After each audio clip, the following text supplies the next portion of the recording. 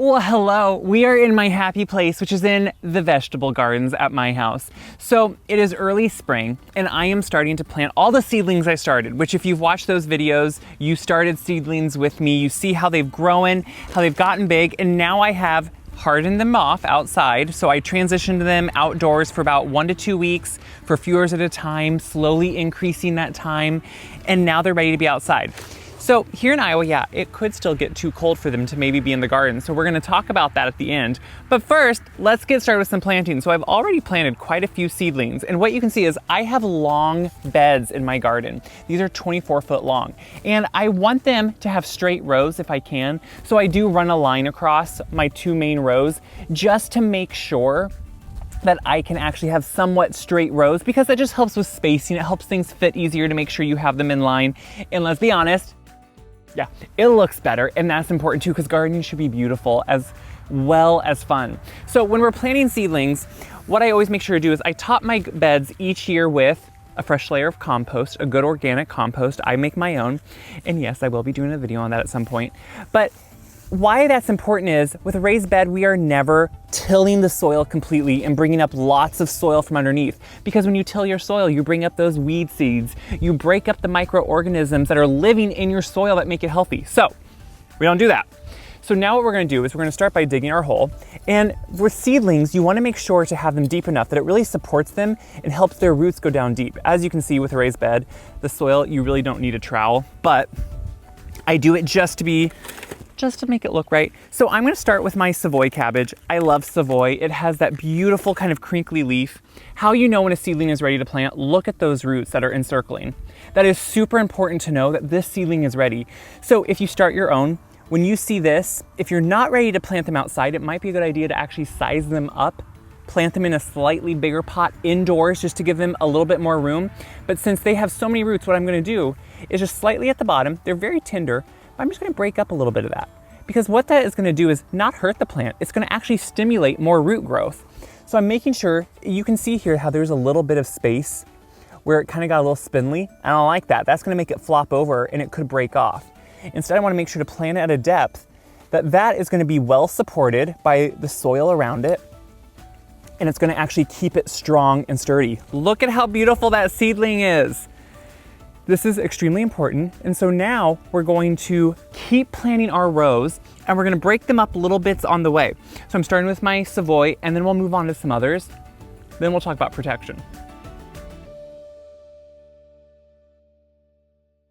So I have most of the bed planted and I've even gone ahead and started watering, but I have my final one to put in. You know, I think the thing with gardening, it looks like a lot of work, but you can do this on any scale. You know, you can plant 1 cabbage plant. You can plant multiple cabbage plants. This is Golden Acre, one of my favorites. It has just a nice, firm, good head to it always. And then I always wanna make sure to water it. And at first I water it with a water breaker. So that's gonna be something that gives you more of a sprinkler head, just because these little seedlings are so tender that they could break or they could be displaced if you're doing too strong a pressure on them. So when you have something with a sprinkler head or a water breaker, that's what the sprinkler head is called, it breaks the water, the force of the water, and helps it more trickle over it like rain, so it's better for moisture. So how do you know when you can start actually planting outside? Obviously, it all depends on where you live. You need to Google your planting zone with your zip code and know what it is. You know, nothing like this even really wants to be below freezing for too long. These can take cold temperatures, but not that cold. When we're, you know, with nights in the 40s, I'm pretty comfortable doing this, but I like to push it.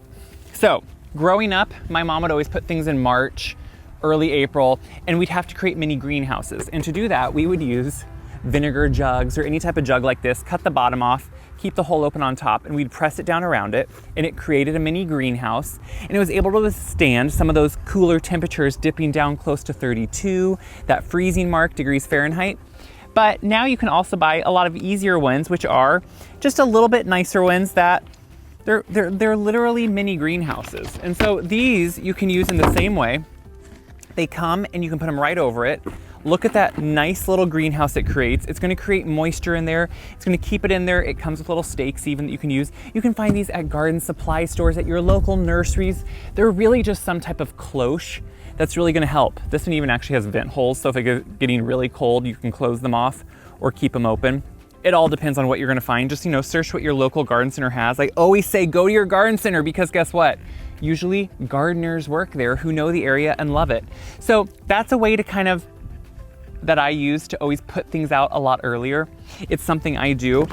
Right now we're gonna be in the 40s and above at night, so I'm not worried at all.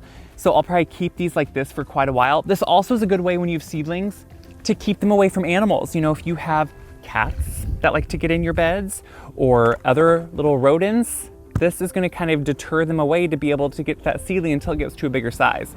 Obviously then after that, if you have rabbits or something, you're gonna have to deal with that. So that's how easy it is to plant your seedlings that either you started or you went and bought at a great nursery. It can be super easy and it's super beneficial because as soon as I get these in the ground, put my hands in the soil, I can just tell that I'm putting life into the soil, and it's gonna be exciting because every day there's gonna be a slight change. You're gonna see things grow, move, get more beautiful, and give you food eventually, which is so fun. So you do not need to put a 24-foot long bed in. You can put a 4-foot bed in and get a head of cabbage with other things and be super satisfied. That's the best part. So as always, what do I hope? I hope you share these videos around. Why? Yes, it helps me, but it also helps so many people see how easy and fun and satisfying this can be. Because if I can do it, I know you can do it. That means we can all do it, and we can all have a little bit more fun in the garden, be beneficial, do something good, give some life. That's the best part. Check my website, wiseguide.com, for tips, for tricks on what I'm doing in the garden, also what I'm doing in the kitchen. Check back and let me know what you think, because you know what? Gardening should be something everyone can do. It's good.